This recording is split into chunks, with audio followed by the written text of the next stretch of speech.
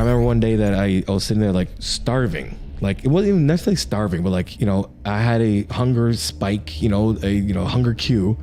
And then I remember looking over and seeing like a box of Quest bars, and I dummied a full box of Quest bars. And that was the first time. And I remember being like, blinking and like I remember eating the one, and then all of a sudden I'm like, there's none left. Yo, what's up? So, have you ever been hangry, anxious, obsessive, moody, or burnt out while dieting? Other than a much cooler Tarantino version of the Seven Dwarfs, these are some of the things that you can expect psychologically while doing sort of protracted, long dieting, and especially during a contest prep. So that's what we're going to talk about today. Subscribe if you are a DBZ fan, and then also subscribe if you've listened to the First Law trilogy, narrated by Stephen Pacey. This was a book written by Joe Abercrombie. Actually, it was a trilogy of books and beyond written by Joe Abercrombie. Super cool. You should check that out. Let's get to the episode. All right, so the inspiration for this episode comes from a paper by Helms and colleagues written in 2019. This paper is called Towards a Sustainable Paradigm for Nutrition in Physique Sport. Let's start with a quote. Contest preparation necessitates manipulating body composition through energy restriction and increased expenditure, requiring dietary restraint and nutrition, exercise, and physique enhancement. Thus, competitors are at mental health risk due to pre-existing or predispositions to develop body image or eating disorders, why we're here today, biological effects of energy restriction on eating psychology, and dietary restraint attitudes, and resultant physique, exercise, and nutrition monitoring behaviors. So their narrative review included papers that took a look at biological effects and also psychological effects. Today, we're going to focus on the papers that reported a psychological effect and maybe pick that apart to see what we can figure out. So the first thing we're going to take a look at is just a sort of an overview of all the research papers that they found that reported a psychological impact during contest preparation. Something that you'll notice about all of these is that there is a very small sample size, and so that kind of highlights the need for more research in this area. More research that I hope to do. So taking a look at this one, first off, Rossau 2013, that is one male natural bodybuilder, but there are some things that we can take from this. If you take a look, there's blood pressure changes, T3, T4 decreased, but recovered quickly, and ghrelin and cortisol levels increased, and they did note some mood disturbance. I think something to notice first is that there was an initial improvement in overall mood during the early phases of dieting, and I think this is something that we will all notice, getting some of that initial weight off, feeling better in our own skin, possibly having improved sleep, improved energy levels, the initial phases of dieting. I think we actually feel quite a bit of improvement in our performance. Again, some of these positive changes correlated with improvement in body composition, cardiovascular health, and strength maintenance. Social and sleep quality were unaffected in the early phases of dieting. Moving forward a bit to 2 months pre-contest, we are going to see some changes. There were significant increases in anxiety and fatigue, which is, that's pretty interesting to note. So as you progress along in a contest prep, your mood is going to change along with your body composition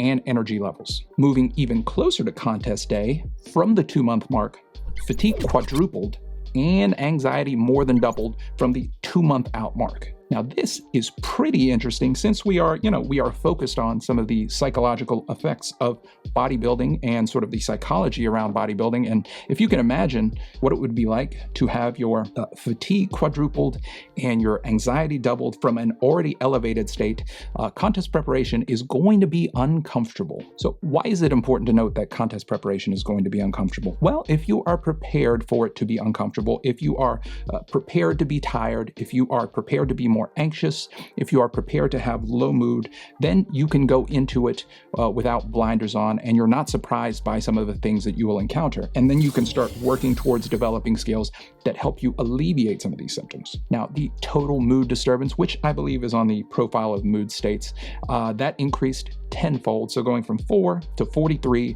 which is quite a bit of an increase. So as you can see, this athlete experienced quite a bit of psychological stress, and it progressed as he got deeper and deeper into contest prep. Some very interesting. So looking at post-contest, his mood disturbance remained elevated for 6 months post-competition, which is crazy. Now, I don't know the degree to which his mood score remained elevated post-competition, but for 6 months, if you can imagine that the adjustment period may be slower than you're expecting, you may be slightly more irritable, you may be more anxious, you may have low mood, you may continue to feel negatively depending on how you sort of reverse out of your competition. So if you have a sort of a reverse out plan, that might go a little bit better, a little bit smoother, you might feel a little better. But if you do not, with this one case study, as you can see, some of the mood effects can be experienced for months and months and months post-competition. There was a notable shift in hormone levels, which we won't talk about much, just because that is not my level or area of expertise. We will touch on sort of ghrelin and leptin, though, just sort of from a lay perspective, and how it did not return to baseline until 6 months post-show. Now, an easy way for me to remember this is sort of ghrelin is the hunger gremlin, so how hungry are you? And leptin sort of contributes to how full you feel after each meal. So if ghrelin is elevated for 6 months post-show, it's easy to see why people sort of rebound in a very extreme way, sometimes after a bodybuilding show. Especially if you're new to bodybuilding, you may experience post-show rebound to a greater degree than someone who has done 5, 10, 15, or someone who's been competing for quite a few years, decades even. Moving on to Homie, this is a larger sample size of 50 all-female who experience modifications in leptin, T3, testosterone, estrogen, bone mass decreased, heart rate decreased, and there were some menstrual irregularities, which I think a lot of us are familiar with. And if you're familiar with contest preparation for female competitors, quite a few report irregularities in menstrual cycle. They did note some decreases or modifications to vigor, but that recovered shortly after. So they did have control participants in this, and I forget what the split is, but it was 27-23, something in that control versus the experimental group. And in the experimental group, over 63%, or around 63%, reported irregularities in menstrual functioning. This is important to note, just because if you are a new competitor to bodybuilding, I mean, you may not be expecting this. So it's important to know that it is something that can happen. And I think with proper coaching, it can be something that is mitigated, or at the very least prepared for. And I think it's also sort of linked to what category you find yourself in. Like if you are in the bodybuilding category or the women's physique category, then you are going to be a lot leaner than, let's say, a bikini competitor. And that's not to say that they couldn't experience some of this menstrual irregularities, but I think it is definitely linked to energy availability and then also the leanness of the athlete. Again, with this study, there were no significant mood changes except for a slight shift in vigor that I don't believe hit significance, but it was approaching significance, so it was something that they reported to. Moving on to Anderson 94. This was a survey, pre and post. You had 49 all-male athletes. They didn't report any biological effects, just a lot of the psychological stuff: food preoccupation, depression, anxiety, anger. Athletes reported shorter tempers, fatigue, and a lot of the athletes reported some isolation behaviors. And there was an increased frequency of binge eating behavior, which they rated 2 weeks before the show, 1 week before the show, day of the show, and post-show. What you'll notice about this is that the binge eating behavior spiked immediately pre and post-show. I think the most striking thing to me here is that the reported increase in binge eating behaviors from like 2 weeks post-show to after the show goes from 3% to 22%. And when you think about the sample, that's like 12 and a half people. So 12 and a half people report almost always or always binge eating. Now, would this be considered disordered eating? I think there is a time component that is probably missing from a lot of these behaviors. I think sort of binge eating post-show is unfortunately a common occurrence for a lot of athletes and can turn into binge eating disorder or some of the other disorders. However, that generally requires months of this occurring once or twice a week. Additionally, there are other components to binge eating disorder: a compulsion to eat, a feeling of distress at having eaten more than you should have, eating a greater amount of food than most people would in a given amount of time. So there are a lot of components to making this something that is diagnostic, and that is not the point of this. So just keep in mind that just because something appears to be disordered does not make it a full-blown disorder. So you are going to experience a lot of things during your contest preparations, and not limited to which irritability, anxiety, low mood. You may begin to isolate yourself from other people just because by dint of what you're doing, your schedule is just going to be different than some of your friends. You're going to need to train at specific times. You're going to need to be able to eat at specific times. The things that you do might not be conducive to socializing in a manner that you were used to before. And I think the important thing to note here is that that is for a time. And if you are flexible and not rigid with your approach, that you can mitigate some of the negative effects of isolating yourself and actually begin sort of trying to incorporate more of your normal everyday life into contest preparation. Another thing to prepare for, sort of the binge eating behavior. What's noted in those studies, the cool thing, one of the things that I took the most from was sort of the increase in ghrelin and decrease in leptin, and so your hunger signals are just going to be wild. I know from the last time I prepped, my hunger signals were pretty wild. Actually, you know what? No, that was a show I had to pull out of.